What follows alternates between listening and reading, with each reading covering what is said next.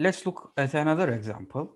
Here, the PDF of x is given as 1 over 3, so a constant, which means the distribution is uniform in this domain from -1 to 2. So we have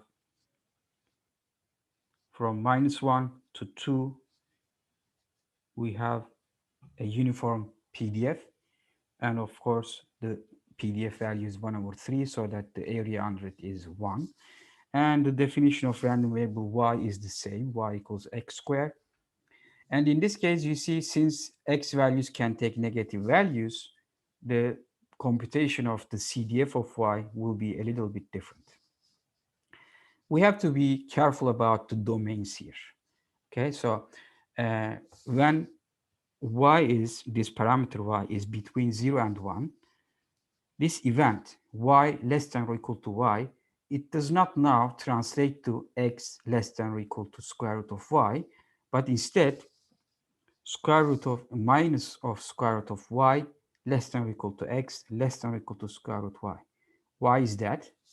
Because you see, when you have minus square root y and square root y here in this region, square of x is less than y.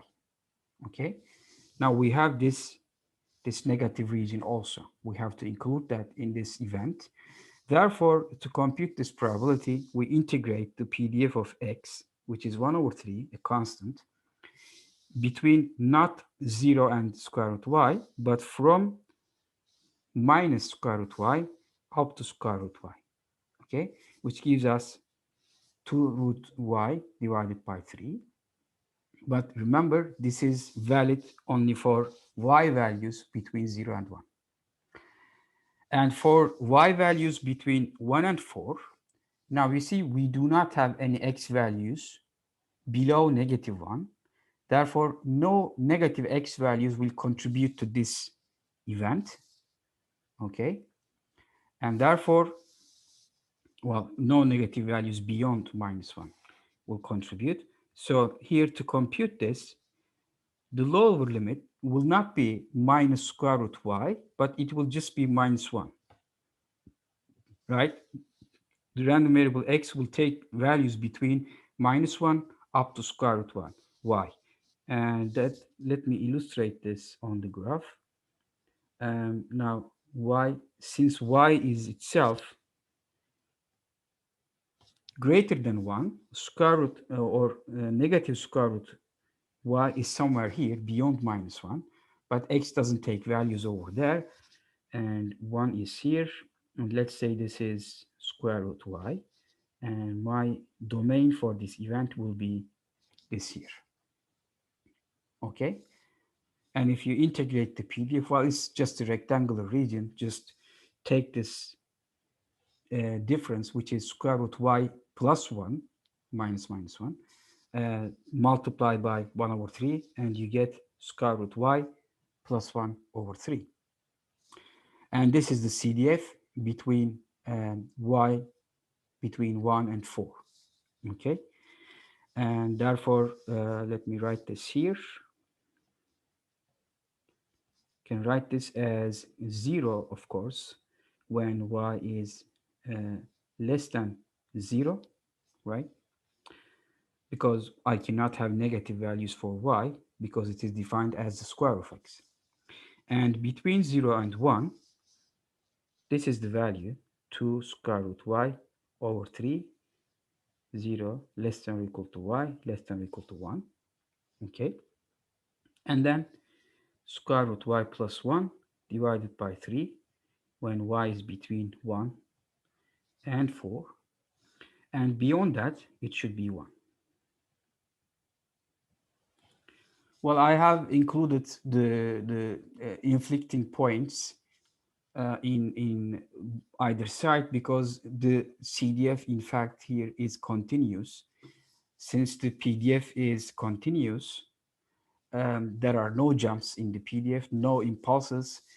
I will not going to see any jumps in the CDF, therefore it will be continuous. In fact, if you look closely, I could also have included 0 here, because if you plug 0 here, you get 0. for the CDF. And if you put 1, you get 2 over 3. And here in this expression, if you put y equals 1, you also get 2 over 3 as expected. So it is continuous at 1.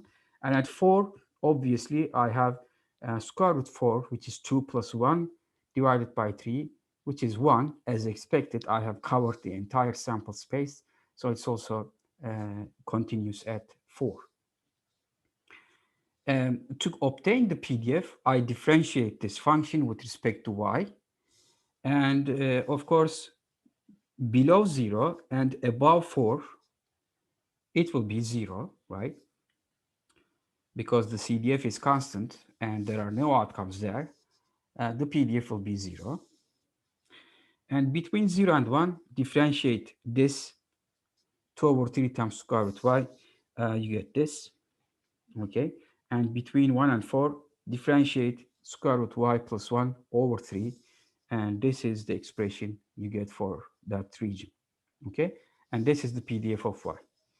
And if you plot these, in fact, the CDF between 0 and 1, you see, is plotted with this blue line here.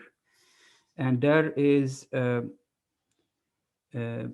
it's continuous, but it's not differentiable at this point at 1, because the function the CDF has changes to square root y plus 1 over 3, which is plotted with the green curve. And when you reach 4, the CDF reaches 1 and it stays 1 beyond that point. Of course, here it is 0. And when you look at the PDF, we have in the region from 0 to 1, this function here plotted here. As you see, again, we have a lot of probabilities for smaller values of y. And since we have a lot of outcomes, this is -1, let's say this is 2, between -1 and 1, we have a lot of values that will be, whose squares will be small. And between 1 and 4, this is the function, 1 over 6 square root y. This is that function. As you see, the PDF function itself is not continuous due to the fact that we have different expressions for the CDF in these two regions. And beyond 4 and also below 0, the PDF is 0. We have no outcomes over there.